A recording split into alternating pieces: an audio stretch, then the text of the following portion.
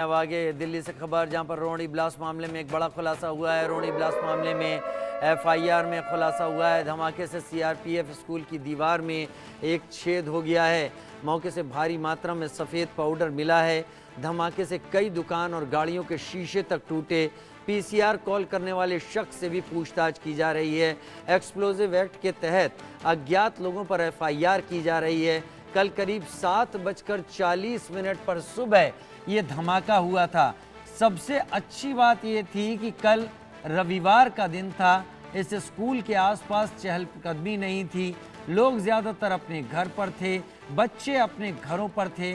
क्या ये किसी बड़ी साजिश की तैयारी का संकेत है?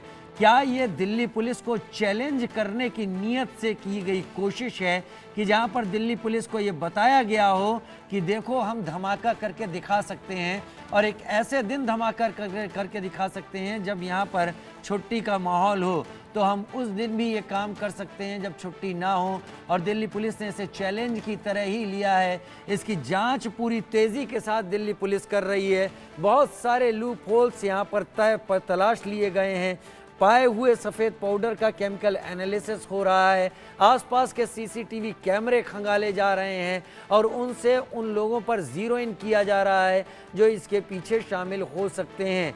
साथ ही इस इलाके में एक्टिव मोबाइल फ़ोनों को देखा जा रहा है, उनकी कॉल रिकॉर्डिंग को समझा जा रहा है और उसके ज़रिए पता करने की कोशिश की जा रही है कि कौन से ऐसे फ़ोन कॉल हैं, कौन से ऐसे फ़ोन नंबर हैं जिनको सस्पेक्ट के तौर पर, जिनको और ज़्यादा खंगालने की ज़रूरत है। क्या पता उन फ़ोन कॉल से जुड़े हुए जो फ़ोन नंबर हों, उनके संपर्क उन लोगों से हों जिनका काम दिल्ली को दहलाना है या दिल्ली में दहशत फैलाना है।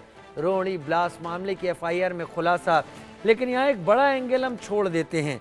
वो बड़ा एंगल ये कि ये स्कूल कोई आम स्कूल नहीं था। ये सेंट्रल रिजर्व पुलिस फोर्स का स्कूल था जो देश में अलग अलग जगहों पर सुरक्षा की जिम्मेदारी लेती है, और उस स्कूल के उन लोगों के कर्मियों के बच्चे यहाँ पर पढ़ते हैं। यानी अगर ये हमला उन बच्चों के ऊपर होता और भगवान न करे कि स्थिति में कोई अप्रिय घटना सामने आती, तो सीधा दबाव सीआरपीएफ और उससे जुड़े हुए कर्मियों पर डालने की प्लानिंग थी। एक बड़ी तैयारी थी दहशत को आगे तक फैलाने की। लेकिन ज़्यादा वक्त नहीं लगेगा, क्योंकि जब जांच साइंटिफिक तरीके से हो रही है तो उस शख्स तक ज़रूर पहुंचेंगे जो शख्स इस पूरे मामले में ज़िम्मेदार हो सकता है। लेकिन इतना ही नहीं, जो चीज़ें हम आपको दिखा रहे हैं इतना ही नहीं, इसके अलावा भी बहुत कुछ चीज़ें सामने आई हैं जिसमें रोहिणी धमाके की एफआईआर है, उसको पढ़ने के बाद बहुत कुछ चीज़ें साफ हो जाती हैं। रोहिणी धमाके की एफआईआर अगर पढ़ें तो उसमें ये लिखा है कि धमाका इतना ज़ोरदार था कि स्कूल की दीवार में बड़ा सुराख हो गया, एक बड़ा धुएं का गुबार देखा गया, दुकानों के window glass, sign board damage हो गए। मेरे साथ जावेद इस वक्त जुड़े हुए हैं, जिसने पीसीआर को कॉल किया उससे भी पुलिस पूछताछ कर रही कैसे चीज़ें पता चली। लेकिन जावेद, धमाका सुबह 7:40 पर हुआ, सीआरपीएफ के स्कूल पर किया गया, इसके भी कई मायने हैं। संडे के दिन किया गया, इसके भी कई मायने हैं। ये इशारा देने की कोशिश है कि हम उस दिन हमला करके आपको चेता सकते हैं जिस दिन यहाँ कोई नहीं है, तो तब हमला करेंगे जब यहाँ लोग और बच्चे होंगे तो क्या होगा। सुना है एक टेलीग्राम एप्लीकेशन भी जांच के दायरे में है। विस्तार से बताएं जावेद, दिल्ली पुलिस के हाथ क्या लग रहा है और कितना गंभीर जांच हो रही है? राजीव, देखिए, सबसे पहले मैं आपको बता दूं कि रविवार के दिन जिस तरीके से सीआरपीएफ के स्कूल के बाउंड्री वॉल को टारगेट किया गया और इसी के पास जो पेड़ है उस पेड़ के पास ही इस बम को रखा गया, वहां पे प्लांट किया गया, जिसके बाद ये धमाका हुआ। सीसीटीवी फुटेज में साफ देख सकते हैं कि धमाका कितना जोरदार हुआ। लेकिन अंदाजा लगाइए कि आखिर इसके पीछे की वजह क्या है। अगर यही स्कूल अगर सोमवार के दिन अगर ऐसा होता तो कितना बड़ा नुकसान होता।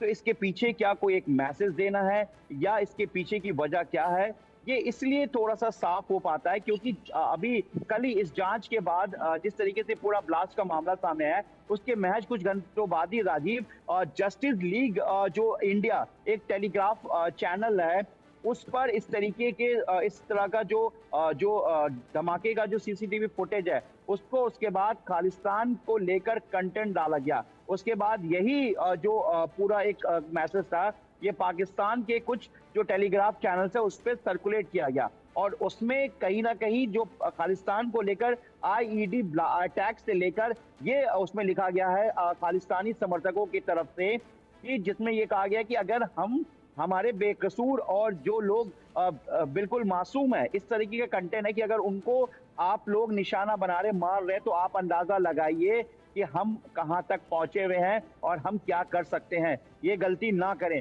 कुछ इस तरीके का पूरा एक ये भाषा लिखा गया उस मैसेज में, जो पूरी तरीके से सर्कुलेट हो रहा है। हालांकि इसको जो एजेंसीज हैं और दिल्ली पुलिस टेरर यूनिट है, वे इसको एक प्रोपोगेंडा समझकर समझ रही, लेकिन इस पूरे मामले की भी जांच की जा रही है। इसको बिल्कुल दरकिनार किया नहीं जा सकता है, क्योंकि आपको मैं बता दूं कि राजीव, जो आपको टेलीग्राफ का एक दो ग्रुप बना हुआ, जिसका एक का नाम है द केसी फीड, जिसके सब्सक्राइबर 652 है, और दूसरा है द यूएलएफ JNK ऑफिशियली, जिसमें 176 सब्सक्राइबर हैं।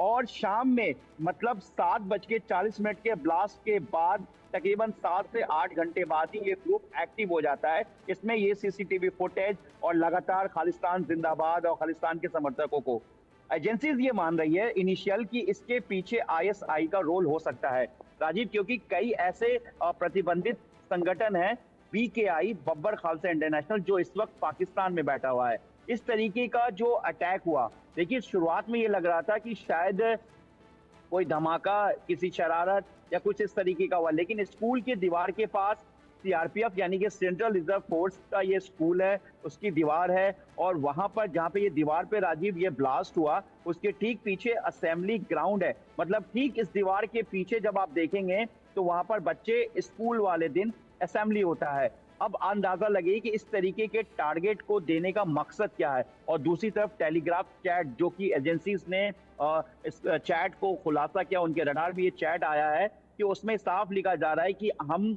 अगर आप ये समझ रहे हैं कि हम नहीं हैं, तो हम आपके पहुंच तक हैं और हम कहीं भी पहुंच सकते हैं।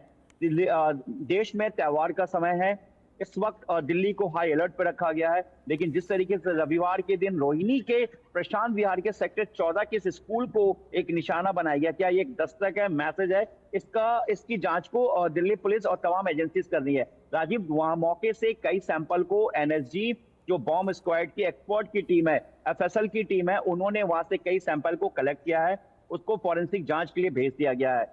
शुरुआत में ये माना जा रहा है कि लो डेंसिटी का ये बॉम्ब है जो ब्लास्ट हुआ है, लेकिन इन सब के पीछे का मकसद ये कि ब्लास्ट जो मॉड्यूल है वो सारी चीजें हो गई, लेकिन इसके पीछे का टारगेट क्या है?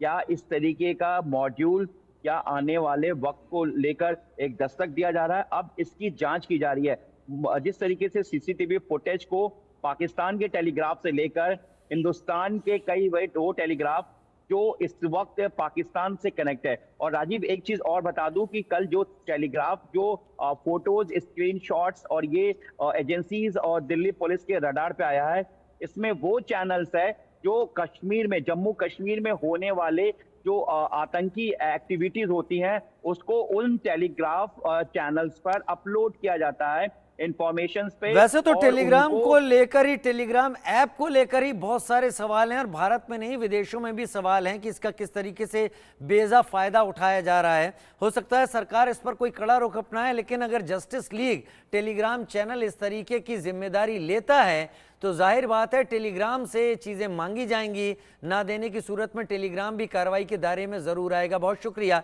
आप नजर बनाए रखें जावेद। जाहिर सी